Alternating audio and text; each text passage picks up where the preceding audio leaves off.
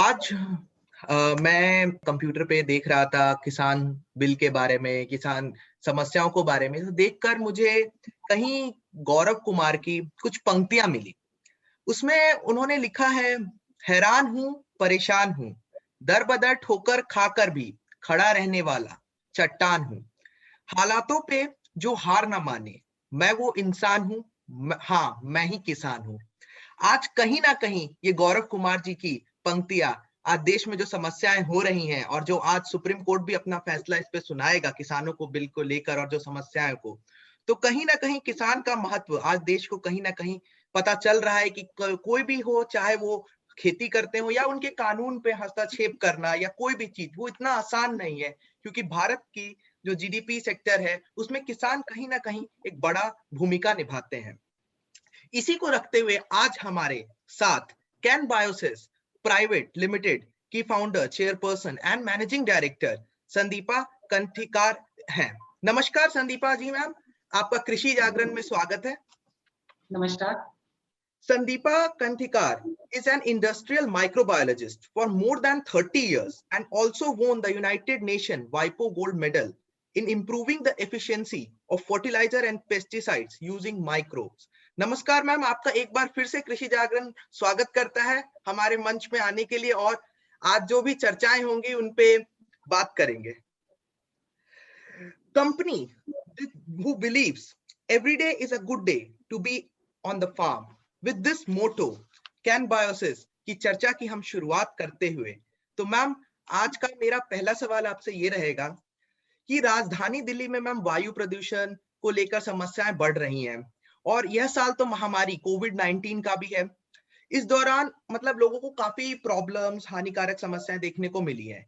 आपने पिछले साल ही एक कैन बायोसिस प्राइवेट लिमिटेड ने स्पीड कंपोस्ट और यूरिया डालकर खेत में पराली को डिकम्पोज करने के लिए समस्या का क्या कह सकते हैं, जो फार्म का जो समस्या है उनको कहीं ना कहीं आसान बनाने के लिए लेकर आई कंपनी। तो मैम आपको पिछले साल से इस साल के मतलब एक साल के दौरान में आप इसे कितना सफल मानते हैं?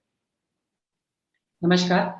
पहले प्रथम मैं तो सभी आपके कृषि जागरण दर्शकों का हृदय से उनको नमस्कार करती हूँ।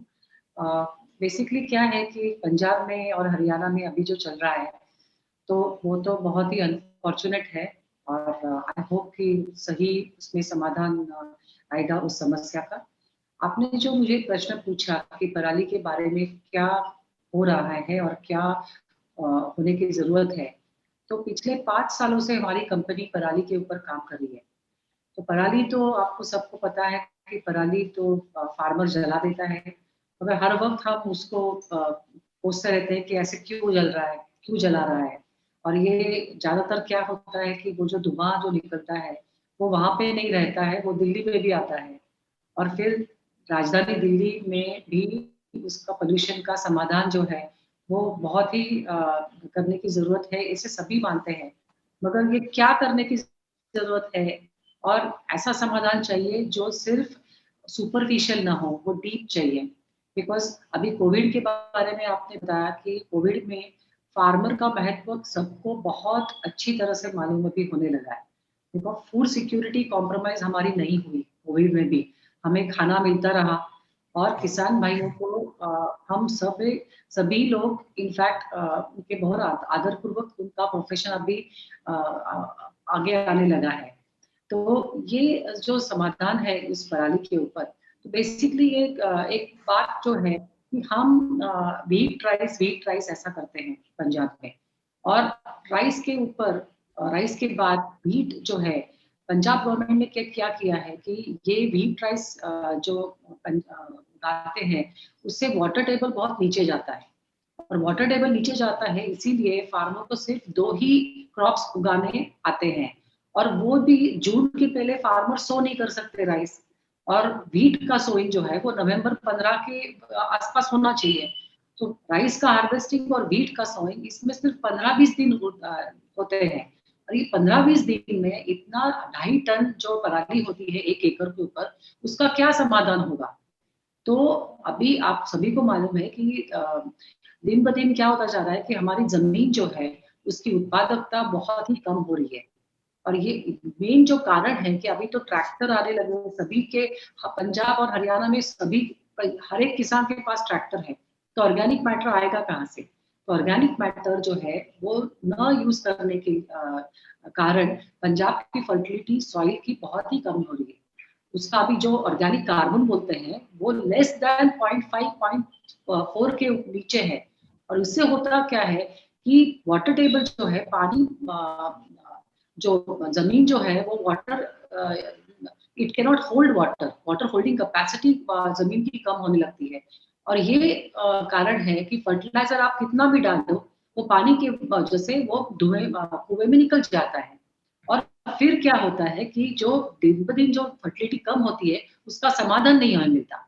तो हमने, हमारी कंपनी ने ऐसा किया कि अगर हम इन सीटू इनकॉर्पोरेशन कर सकते हैं राइस पराली का, यानी कि जो कुछ कार्बन आप प्रोड्यूस कर सकते हो वो अगर हम 15 दिनों में उसको हम जमीन के अंदर अगर हम मिलाएंगे तो जमीन का कार्बन कंटेंट बढ़ेगा, उसकी माइक्रोवेल डाइवर्सिटी बढ़ेगी, आप जो फर्टिलाइजर यूज कर रहे हैं उसकी एफिशिएंसी ज्यादा बढ़ेगी, बिकॉज यील्ड्स स्टैग्नेट हो रहे हैं। और अगर फार्मर को ये जो यील्ड जो है वो दिन ब दिन कम होते जा रहा है और फर्टिलाइजर का यूज बहुत ही बढ़ रहा है, अभी इससे पेस्टिसाइड का भी यूज बढ़ रहा है, तो इसीलिए आपको कार्बन अच्छी तरह करने की जरूरत है सॉइल का। और इसके लिए हमारी कंपनी ने एक टेक्नोलॉजी निकाली है, उसका नाम है in situ incorporation of rice. और ये भारत सरकार का जो ministry of science and technology है उनके सहयोग से हमें सॉफ्ट लोन मिला है। 1 करोड़ का हम प्रोजेक्ट जो है वो यहाँ पे हमने डाला है। और 1 करोड़ का, सॉरी 5.5 करोड़ का प्रोजेक्ट है। तो पंजाब विश्वविद्यालय, हरियाणा विश्वविद्यालय, ये सभी ने 3 बरस तक इसको इसको जांचा है और फिर ये टेक्नोलॉजी किसान भाइयों के लिए हमने लाई है। तो इससे हम अभी पंजाब में जो जमीन है राइस जो है वो 1 करोड़ एकड़ के ऊपर होता है पंजाब हरियाणा के मिला के। तो इतनी अगर पराली जलाएगी तो कोविड में तो ये समस्या और भी ज्यादा होगी, बिकॉज ये तो पल्मोनरी डिस्ट्रेस है, तो ये हमें कम करना चाहिए। सो इससे ये बहुत ही अच्छी तरीके से हमें फूड सिक्योरिटी मेंटेन करनी आएगी ये पराली के इन सीटू इनकॉर्पोरेशन से। मैम, तो आप इसे क्या मानते हैं? अभी आपने हाल फिलहाल में भी सुना होगा कि जो पूसा अपना IRI है वो भी कैप्सूल्स लेकर आया डिकम्पोज करने के लिए। तो मैं कल ही किसान भाई से अपने बात कर रहा था, तो वो कहते, उन्होंने आपके प्रोडक्ट को लेके एक बताया कि आपके प्रोडक्ट, मैं जानता नहीं हूँ एज अ, मैं क्या उनकी समस्या ये थी, उन्होंने कहा कि आपका जो स्पीड कंपोस्ट प्रोडक्ट है उसमें शायद वाटर लॉगिंग की समस्या हो जाती है, जो काफी डालने से, कि खेत ही डूब जाएंगे तो फसल कैसे उगेगी, उनका ये कहना था। तो मतलब आप तो अभी आज हैं तो आपसे भी पता चल जाएगा क्या उनको गलतफहमी है क्या, कि उन्होंने कहा कि पूसा वाले बेटर हैं और वो सस्ता भी लेकर आए, और जबकि आपका प्रोडक्ट महंगा है और ये उसके साइड इफेक्ट है कि हमें पानी ज्यादा डालना होगा। तो मैम इस पे मतलब जो किसान भाइयों को थोड़ा जो क्या कहते हैं, मतलब कहीं लग रहा है कि पूसा अच्छा या कैन बायोसिस है, तो इस पे आप कुछ बताइए। हाँ, तो बेसिकली ये है कि पराली जो है ना उसका CN रेशो बहुत ज्यादा रहता है। मीन्स जो हमें डिग्रेड करना है कार्बन, उसके लिए नाइट्रोजन वहां है ही नहीं। और सिर्फ आप माइक्रो ऑर्गेनिजम्स डालोगे और अगर नाइट्रोजन नहीं होगा तो माइक्रो ऑर्गेनिजम्स कुछ भी नहीं उसको करना आएगा। तो हमें कार्बन नाइट्रोजन रेशो अच्छी तरह से एडजस्ट करना चाहिए। और फिर हमें वो खेत जो है वो पानी से एक ही बार भरना चाहिए। अभी होता क्या है कि अगर फार्मर्स ज्यादा पानी यूज करते हैं, एक ही बार पानी का यूटिलाइजेशन करना है और ये एक बार यूज करने से फिर आपको कुछ भी प्रॉब्लम, वो जो हम मराठी में उसको वाफसा बोलते हैं, कि जो हम ट्रैक्टर जो है उसको अंदर डाल सके, ऐसी कंडीशन हमें आ सकती है। बिकॉज इसीलिए हमने ये टेक्नोलॉजी ऐसी निकाली है कि ये सिर्फ इंडिया में नहीं, 3 देशों में इसका टेस्टिंग हुआ है। और 3 देशों में टेस्टिंग होके इसका कॉस्ट बेनिफिट रेशो जो है वो 1 रुपया अगर आप खर्च करो तो आपको 12 से 15 रुपए तक का कॉस्ट बेनिफिट मिलता है। सो ये जो है, मैं पूसा वालों के यहाँ पे नहीं बोलूंगी बिकॉज उनका भी कुछ मैकेनिज्म होगा, मगर हमारी इसीलिए हमने टेक्नोलॉजी पंजाब विश्वविद्यालय, हरियाणा विश्वविद्यालय में 1 साल नहीं, इनफैक्ट 4 सीजन चेक की है। सो 4 सीजन्स में ऐसा होता है कि फार्मर को लगता है कि डिकम्पोजिशन भी वो दिखना भी नहीं चाहिए राइस पराली, तो ऐसा नहीं है। पराली तो थोड़ी थोड़ी दिखती है आपको, मगर उसका इफेक्ट वीक जर्मिनेशन पे नहीं होता है। और सस्ती जो है वो हर अच्छी चीज मैं बोलूंगी सस्ती नहीं होती है, उसको जो रिसर्च में हमें जो पैसा लगा है, वो जो सब उसका इनफैक्ट कॉस्ट ऑफ इनकॉर्पोरेशन जो है वो हर दिन ब दिन कम आएगा, और अभी तो है वो कॉस्ट बेनिफिट रेशियो फार्मर्स के लिए बहुत ही अच्छा है। और हमने 1-2 एकड़ पे नहीं, इसका प्रयोग हमने 40,000 एकड़ पे किया है 5 बरस में। तो ये मैम, भी ज़्यादा से ज़्यादा इसको टेकअप करने की ज़रूरत है।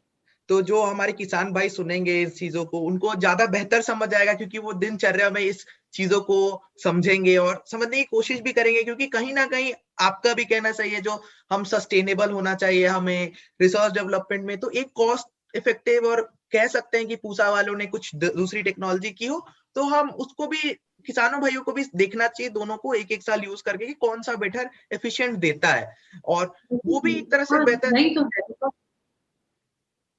सही है, बिकॉज़ क्या है वाटर लॉगिंग की समस्या जो है, अगर उस टाइम बारिश अगर आती है, तो आपको पानी देने की ज़रूरत नहीं है ना। बेसिकली हम क्या करते हैं, वो जो 6 इंच का जो लेयर रहता है, जो हम फील्ड भर देते हैं पानी से, उसमें वो डिकम्पोज़िशन एक्टिविटी इतनी हाइटेंड रहती है, कि अगर आप उसको न दें, तो फिर डिकम्पोज़िशन उतना अच्छी तरह से होगा नहीं। सो हाँ, सही 15 बात। डेज़ में डिकम्पोज़िशन मैम, होने की इसी पे ज़रूरत है। एक और सवाल था कि जब मैंने बात करा तो उनका ये भी कहना था किसान भाइयों का कि जब हम पानी डालेंगे एक बार भी, तो क्या ये जो डिकम्पोज के लिए हमारे पैडी कल्टीवेशन में वो डिले नहीं कर देगा हार्वेस्ट होने में, सोइंग में, क्योंकि वो पानी से ज्यादा वो नहीं। सींच जाएगा, ये खराब हो जाएंगी फसलें। उनको ये कंफ्यूजन ऐसा लग रहा है कि ऐसा करने से हमारी फसल कहीं पैडी का समय बढ़ जाएगा आगे।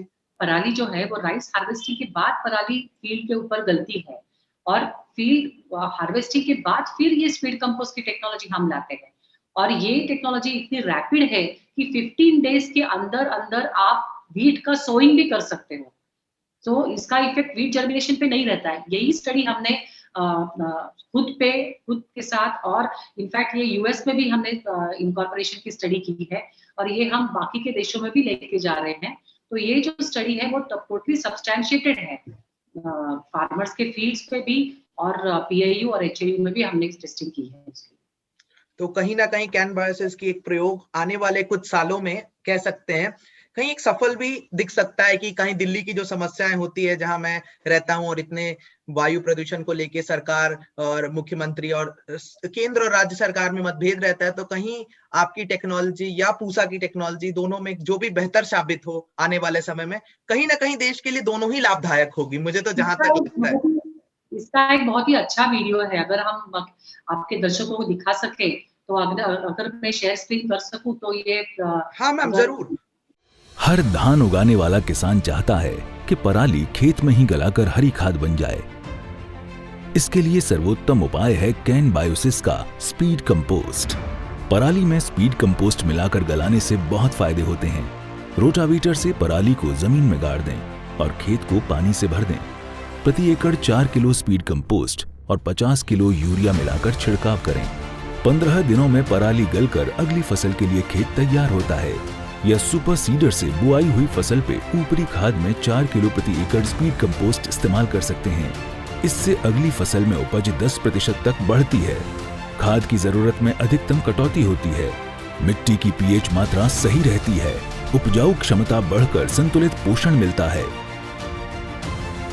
आइए मिट्टी में निवेश करें, सुनहरे कल की शुरुआत करें। कैन बायोसिस का मेरी मिट्टी मेरी उन्नति अभियान, भारत की पहली मिट्टी क्रांति। आज ही स्पीड कंपोस्ट ऑर्डर करें, अपना खेत हरा भरा करें और प्रदूषण से भी बचें। So that things make like very great the video initiative you show that कि हमें कहीं ना कहीं मिट्टी से जुड़ना ही होगा, क्योंकि गांधी जी का भी एक सपना था, पटेल जी का भी सपना था, और जितने भी हमारे पूर्व के आए हुए, और इवन हमारे माननीय प्रधानमंत्री नरेंद्र जी भी कहते हैं, अगर हम अपनी मिट्टी को ही नहीं समझेंगे और जानेंगे तो देश की तरक्की कैसे होगी। तो कहीं ना कहीं कैन बायोसिस की जो हल है इसको सुलझाने में, देश को जुड़कर, मिट्टी से जुड़कर जो बातें कहते हैं हमारे बड़े बड़े फिलोसफर लीडर, वो कहीं ना कहीं मुझे सफल होते हुए, और इवन दर्शकों को भी आज सफल होते हुए दिखाई दे रही है, जब बड़ी बड़ी कंपनी ऐसी चीजें काम करती है देश के छोटे किसानों को और सबको समान हक पे लाने की कोशिश देती है। That's a very great thing ma'am. Ma'am, the second question like कि हमारे दर्शक जानना चाहेंगे कि आपकी कंपनी, मतलब it started in India or it came from abroad, like कहाँ से कि ये पूरी भारतीय या जो, or what are your main products कि in this areas and sector that farmers can benefit from this? So okay. So अभी एक और मैं स्लाइड आपको शेयर करना चाहूंगी, मैं आपको पीपीटी भेजूंगी, वो आप यूज कर सकते हैं। तो अभी तो मैंने ये कंपनी जो है वो 2005 में उसका इनकॉर्पोरेशन हुआ था, और उसके पहले मैं 1991 से इस क्षेत्र में काम कर रही हूँ। सो मेरा एजुकेशन जो है वो इंडस्ट्रियल माइक्रोबायोलॉजी में मैंने एजुकेशन किया, और एक ऐसे साइंटिस्ट के साथ मैंने काम शुरू किया, प्रोफेसर यूके कानेटकर। सो उन्होंने मुझे इनफैक्ट ऐसा बोला कि वो ऐसे साइंटिस्ट थे जो अपने फार्मर्स के लिए कुछ कर रहे थे। So he was a crop physiologist, and then when I met him, he in fact मैं तो अपना GRE दे रही थी, TOEFL दे रही थी, और मुझे ओहायो स्टेट में एडमिशन भी मिली थी यूएस में। तो उन्होंने इनफैक्ट मुझे रोका और ऐसा उन्होंने बोला कि जिसको जरूरत है वहां पे अगर आप काम करोगे तो ही मेरी शाबाशी पाओगे। अगर वहां जाके आप अच्छी टेक्नोलॉजी वहां पे निकालोगे जिनको ज्यादा जरूरत नहीं है, तो ये बहुत अच्छा नहीं होगा। So he was the person who made me stay back in India and then work with the farmers. And I'm very happy कि इतना satisfying ये job है कि जहाँ पे बहुत ही रिसर्च की जरूरत है, और खेती जो ऐसा है कि फूड सिक्योरिटी जो सबको फूड चाहिए और अच्छा फूड चाहिए, तो ये प्राइमरी सिर्फ एक्टिविटी में अगर आप इतना करने की जरूरत है, तो अभी तो हमने we have scratch the surface for sustainable agriculture. इसके आगे बहुत तरक्की होने वाली है एग्रीकल्चर में। तो हमारी कंपनी जो है वो माइक्रोबायोलॉजी में काम करती है इनफैक्ट। सो नाम भी ऐसा है कि Kan Biosys the microbial company. So हम ऐसा करते हैं कि अगर आपको एक आप स्पून सॉइल ले लो तो उसमें बिलियंस ऑफ माइक्रोऑर्गेनिज्म्स होते हैं।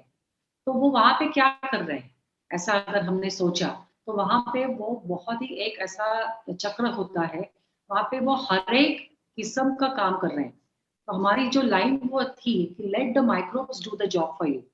तो इसीलिए जो फार्मर को ध्यान देना चाहिए वो जमीन के फर्टिलिटी के ऊपर ध्यान देना चाहिए, बिकॉज फार्मर तो एक दिन खेती नहीं कर रहा है, उसको सालों साल खेती करनी चाहिए। और हम क्या देख रहे हैं, सालों साल से उसका प्रोडक्शन कम हो रहा है।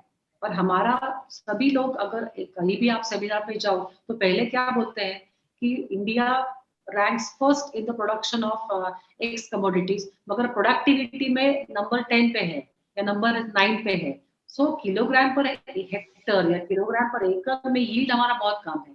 तो ये कम होने के बहुत चांसेस, कारण जो है वो ऐसा है कि हमारी साइड फर्टिलिटी बहुत कॉम्प्रोमाइज्ड है, और ये दिन ब दिन imbalanced use of different nutrients से ज्यादा और बढ़ रही है। तो हमने ऐसा अभी न्यूट्रिएंट यूज एफिशिएंसी पे हमने काम किया है, पेस्टिसाइड यूज एफिशिएंसी पे काम किया है, सॉइल हेल्थ मैनेजमेंट पे काम किया है, और ये तीनों को कनेक्ट करने वाला कौन है, तो माइक्रोब्स है। और ये माइक्रोब्स के ऊपर कंपनी जो है वो करीब करीब 25 साल से काम कर रही है। सो हम इस क्षेत्र में पायोनियर्स हैं, माइक्रोब्स में, माइक्रोबायोलॉजी के यूज के लिए, एग्रीकल्चर के लिए हम पायोनियर्स हैं। और we are the first company to produce liquid biofertilisers in India, और इसके लिए हमें वाइपो गोल्ड मेडल मिला है ये टेक्नोलॉजी के ऊपर। सो माइक्रोब्स का खेती में अच्छी तरह से यूज कैसे करें, इसीलिए इसके लिए हमारी अभी कंपनी काम कर रही है, और 16 प्रोडक्ट्स कंपनी ने निकाले हैं, जो बायोफर्टिलाइजर्स है, बायोपेस्टिसाइड्स है, या स्पीड कंपोस्ट जैसे सॉइल हेल्थ मैनेजमेंट के लिए प्रोडक्ट्स है। सो ये तीनों के ऊपर कंपनी काम कर रही है, और हमारी एक में ऐसी कंपनी है जो एक्सपोर्ट भी कर रही है बहुत से प्रगत देशों को। So we are also exporting to Australia, USA, Turkey, और ऐसे बहुत सारे देशों को एक्सपोर्ट भी कर रही है। Yeah, so I just read like you were exporting like for 15 countries right now. No, not 15 countries, but indirectly export 15 को होता है, और डायरेक्ट एक्सपोर्ट जो है वो 4 से 5 कंपनियां को, कंट्रीज को होता है। This is all about your company. So for this, there will be better understanding. You can also look for the PPT what is presented by the Can Biosis and the things you can for the understanding. मेरे किसान दोस्तों, मेरी तरफ से फसल भरी प्रणाम। सोचो क्या हाल है इस दुनिया का, जो आज मिट्टी को चिट्ठी लिखनी पड़ी। वो मिट्टी जो तुम्हारी जन्मभूमि है, तुम्हारी अन्नदाता है।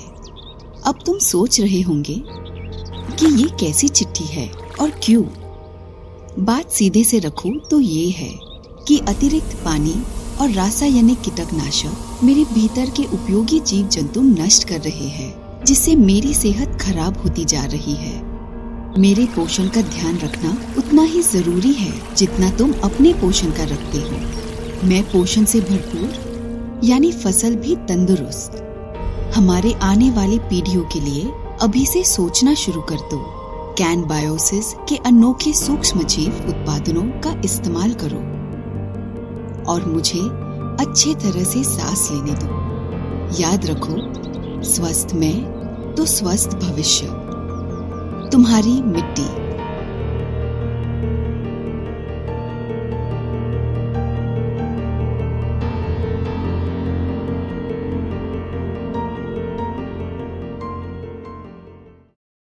कंपनी के बारे में बेहतर आपको समझने के लिए ये जो कैन बायोसिस की पीपीटी से आप जो प्रेजेंटेशन है उससे आप समझ सकते हैं कि देखकर कि जो कंपनी ने मिट्टी को लेकर और माइक्रोब्स की क्या जरूरत है देश में, और क्यों हमारे प्रधानमंत्री कहते हैं कि ऑर्गेनिक उगाना। जब वो बात करते हैं, लद्दाख जाते हैं या सिक्किम की बात करते हैं, तो कहीं अगर कैन बायोसिस माइक्रोब्स पे काम करता है तो फार्मर को भी एक प्रेरणा मिलेगी कि ऑर्गेनिक फार्मिंग पे ज्यादा जोर डालें। जब तभी देश की प्रगति है, क्योंकि केमिकल और फर्टिलाइजर्स जो यूज करते हैं, जैसे किसान के ऊपर जो कह सकते हैं बर्डन आता है, जैसे किसान बाद में जमीन का कर्जा बढ़ जाता है और खेती भी अच्छी नहीं होती है। जो कैन बायोसिस इस सेक्टर क्षेत्र पे काम कर रहा है, वो कहीं ना कहीं एक देश के लिए, एक देश को आत्मनिर्भर बना रहा है, जो प्रधानमंत्री की अभी योजना है और कई सारे योजनाएं जो प्रधानमंत्री आज लेकर आ रहे हैं, वो कह सकते हैं कि कैन बायोसिस ने बहुत पहले ही, समय से पहले ही सोच लिए और आज उसकी देश में जो जरूरत है वो कैन बायोसिस कहीं ना कहीं पूरा कर रहा है। So that's a great thing, ma'am, you are doing for the nation and the welfare for the farmers. So, ma'am, in the COVID era, so do you found any challenges in the managing all these things, or any decline in the sale of the production, or does it went smooth? So, what is this in this aspect? Can you highlight? या तो Covid के बारे में दो चीजें अच्छी हुई हैं, मैं ऐसा बोलूंगी। एक तो अवेयरनेस जो है टॉक्सिक फूड के ऊपर कि अच्छा खाने के लिए चाहिए और केमिकल्स कम खाने चाहिए, ये तो अवेयरनेस सभी जगह पे बढ़ा है। और जो हम बोलते हैं कि जो हेल्थ के लिए जो रिस्पेक्ट है, ह्यूमन हेल्थ के लिए या क्रॉप हेल्थ के लिए या एनिमल हेल्थ के लिए, वो बढ़ा है। अभी कोविड में हमारी कंपनी जो है वो सिर्फ 15 दिन हम ऐसा देख रहे थे कि हम कैसे चालू करें, क्या करें, मगर गवर्नमेंट मशीनरी जो है यहाँ पे महाराष्ट्र में या बाकी के स्टेट्स में भी, उन्होंने बहुत ही हमारे अच्छे सहयोग दिया और हम इनफैक्ट लास्ट ईयर के से ज्यादा सेल कर पा रहे हैं और हम ज्यादा से ज्यादा किसान भाई हमसे जुड़ रहे हैं। तो बेसिकली कैन बायोसिस ने जो काम शुरू किया, वो पहले तो आप जहाँ पे अवेयरनेस ज्यादा है, फॉर एग्जाम्पल एक्सपोर्ट मार्केट में, तो अगर मैं तो महाराष्ट्र से आती हूँ तो वहाँ पे ग्रेप आपको मालूम है बहुत एक्सपोर्ट होता है और ज्यादा से ज्यादा ग्रेप यूरोपियन कंट्रीज को एक्सपोर्ट होता है। और वहाँ पे क्या होता है कि एक रेसिड्यू का प्रॉब्लम होता है।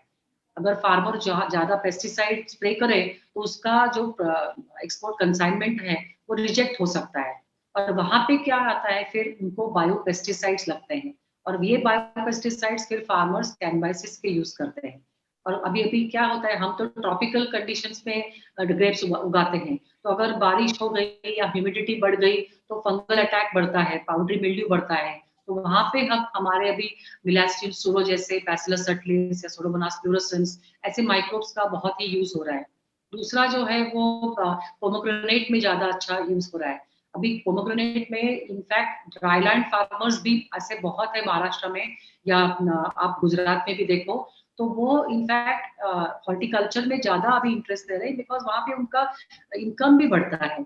तो ये जो फार्मिंग है, हॉर्टिकल्चर में माइक्रो ऑर्गेनिजम्स का यूज बहुत बढ़ने लगा है बिकॉज वहाँ पे अवेयरनेस ज्यादा है। मगर मैं हर वक्त बोलती हूँ कि जब हर एक किसान माइक्रोब्स यूज करेगा तब मुझे ज्यादा आनंद होगा। तो ये कैसा होगा, आप ऐसा बोलते हैं ना कि क्लासेस ऑफ फार्मर्स और हॉर्टिकल्चर फार्मर्स, और मासेस के अगर आपको पहुंचना है तो मासेस पे आप कैसे पहुंचोगे? तो मासेस में पहुंचने के लिए एक तरीका है जो सीड ट्रीटमेंट का है। हर एक फार्मर कोई सीड यूज करता है, तो उससे अगर माइक्रोब्स का ड्रेसिंग आ जाए तो फिर बहुत ही हम माइक्रोब्स का यूज बढ़ा सकते हैं।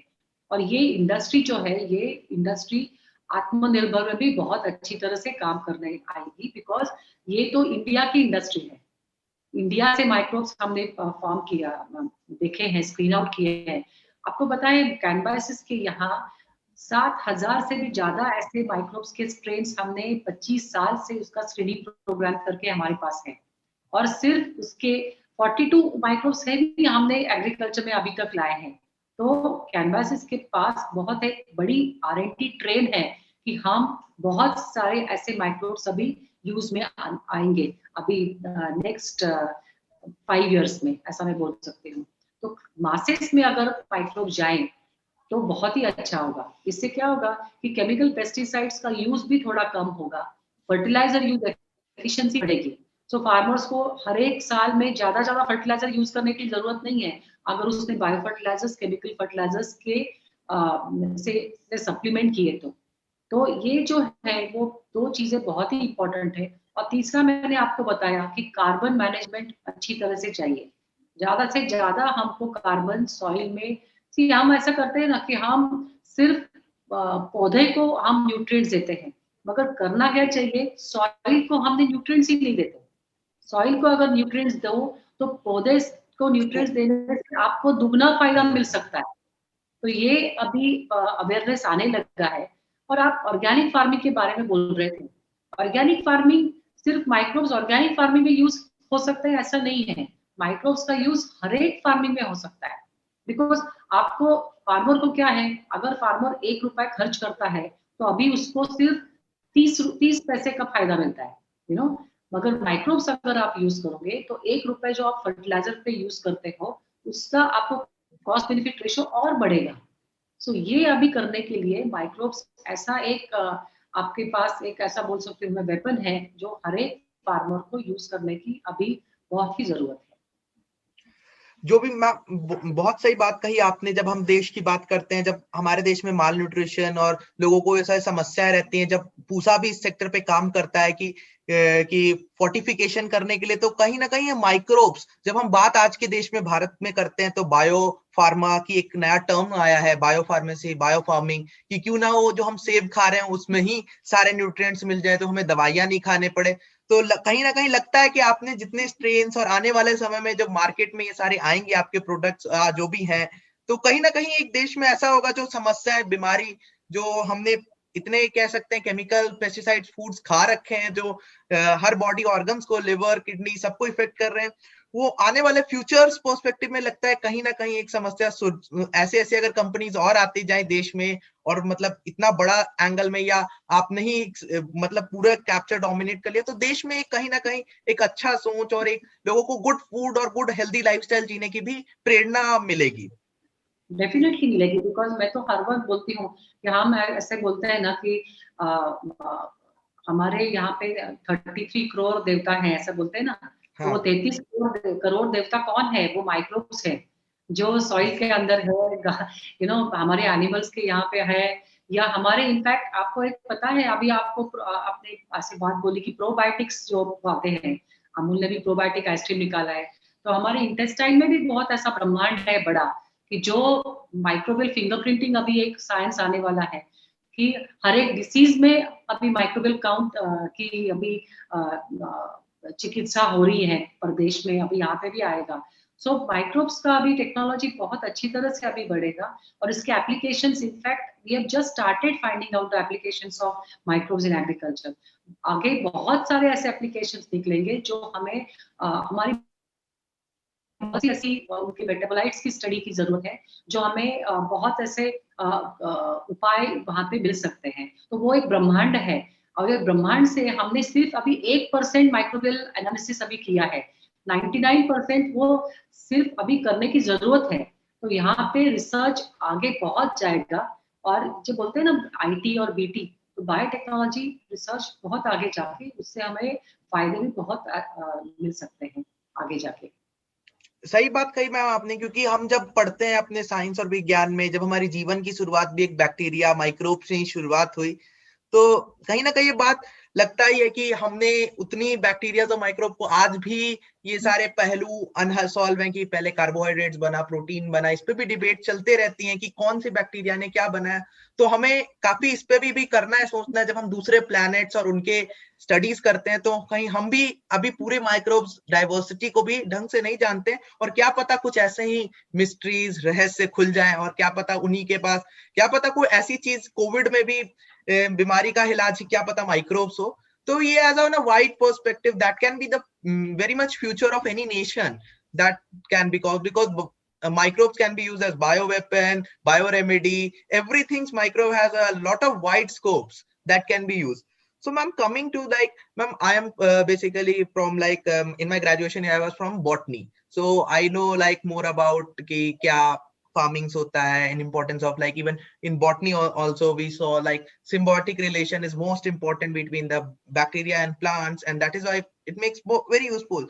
So ma'am, your company is also focused about something importance of pgpr bacteria. So ma'am, आज किसान भाई भी हमें सुन रहे हैं और वो भी जानना चाहेंगे, क्योंकि पीजीपीआर बैक्टीरिया जो सॉइल में है, why they are very important for the agriculture, उनका क्या रोल रहता है, और how can Biosis is utilizing their importance in day to day activities of farmer. See basically क्या है कि प्लांट ग्रोथ प्रमोटिंग राइजोबैक्टीरिया, ये नाम का एक बहुत बड़ा क्लास है बैक्टीरिया का। वो क्या करता है कि जो राइजोस्फीयर है, प्लांट्स का जो रूट है, रूट का अराउंड रीजन को राइजोस्फीयर बोलते हैं। तो वहां पे अगर आपने माइक्रोब्स देखे तो बहुत ज्यादा मात्रा में वहां पे नजर आते हैं। और वो ज्यादा मात्रा पे नजर वहां पे क्यों आते हैं? बिकॉज उनको जो कार्बन सोर्स जो रूट बाहर फेंकते हैं, वहां पे वो माइक्रोब्स जिंदा रहते हैं। और इन रिटर्न प्लांट को क्या देते हैं? तो वो बहुत ऐसे मेटाबोलाइट्स देते हैं। फॉर एग्जांपल मैं ऐसा बोलूंगी आपको कि फॉस्फेट सल्फोराइलेशन वहां पे होता है, नाइट्रोजन फिक्सेशन होता है, या ऐसे कोई प्लांट हार्मोन्स जो है, जो प्लांट ग्रोथ प्रमोटिंग जो सब्सटेंसेस है वो रिलीज करते हैं। तो उससे क्या होता है कि रूट ग्रोथ जो है उसको बहुत अच्छी तरह से चालना मिलती है, और ये चालना मिलते ही उसका एब्सॉर्प्शन रूट का बहुत बढ़ता है। तो ये plant growth promoting rhizobacteria plants में बहुत अच्छी तरह से वहां पे काम करते हुए हमें दिखाई देते हैं। और ये बायोफर्टिलाइजर्स जो है, इनफैक्ट जब सभी माइक्रोब जो हम यूज कर रहे हैं अभी, जो फार्मर्स को हम देते हैं, उससे 80% जो माइक्रोब्स है, प्रतिशत माइक्रोब्स जो है, वो उसको पीजीपीआर एक्शन रहती है। और ये एक्शन से उसके काम जो है वो फार्मर को उससे बहुत ही फायदा मिलता है। मगर अच्छे माइक्रोब्स और अच्छे प्रोडक्ट्स की जरूरत है, और ये जो है that is the technology which the farmers should be given.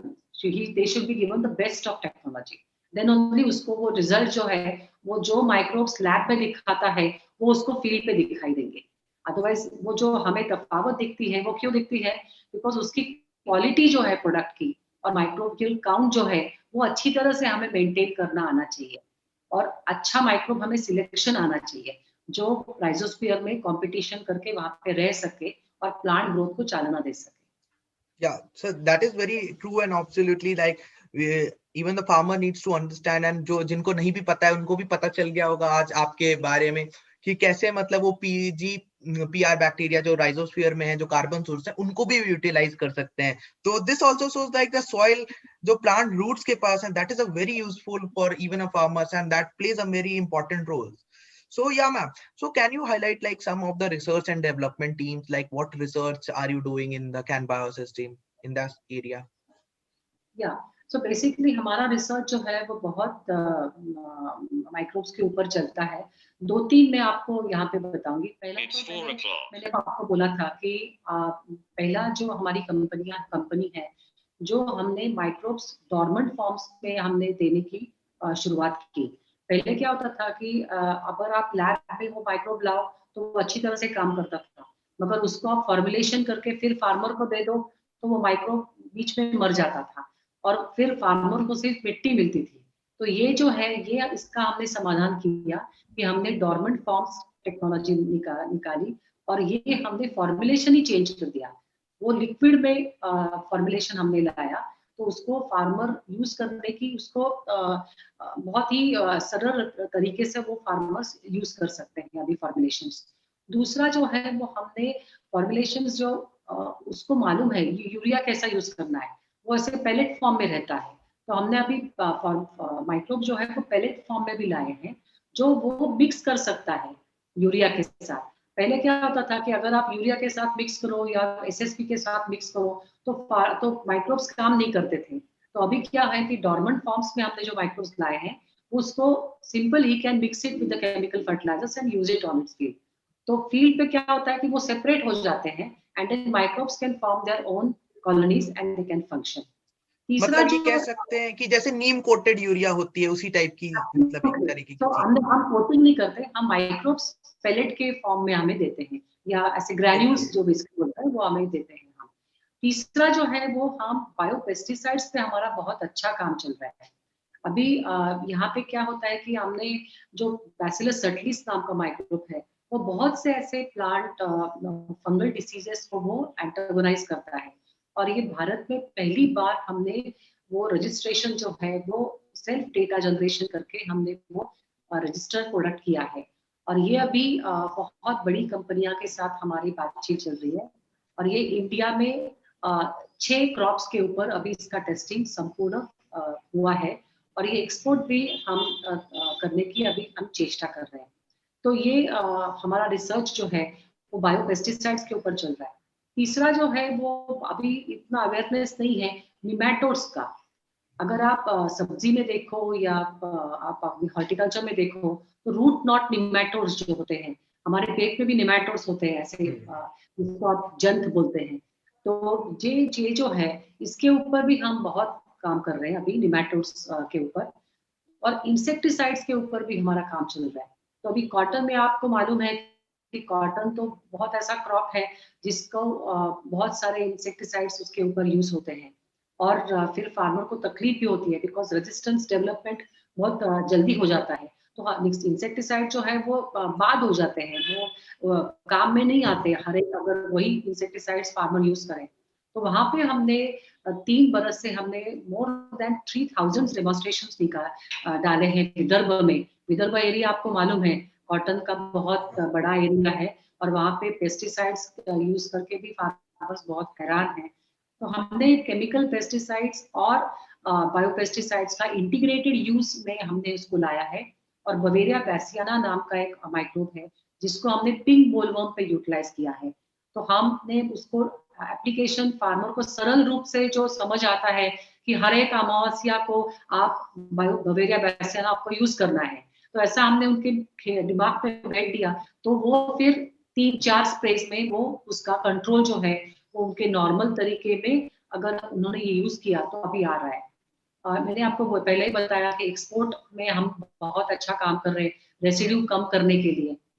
अभी हमारी बातचीत बहुत से फर्टिलाइजर कंपनियों के साथ अभी चल रही है वो, और उनके साथ हम ऐसे बातचीत कर रहे हैं कि अगर माइक्रोब्स कोट हो सके फर्टिलाइजर को, जैसे अभी प्रधानमंत्री मोदी जी ने बताया कि आप नीम कोटिंग कर सकते हो, तो माइक्रोब्स हम कैसे कोट कर सकते हैं इसका भी रिसर्च हमारे यहाँ पे चल रहा है। और फिर सीड कोटिंग भी 2-3 कंपनियों के साथ हमारा रिसर्च चल रहा है कि सीड जो फार्मर यूज करता है उसको अगर आप बोलो कि सीड कोटिंग करना है तो नहीं करता है वो, उसके यहाँ पे उसको सीड ड्रेस की हुई सीड मिलनी चाहिए। दुकान से वो सीड आता है उसके माइक्रोब रहना ही चाहिए।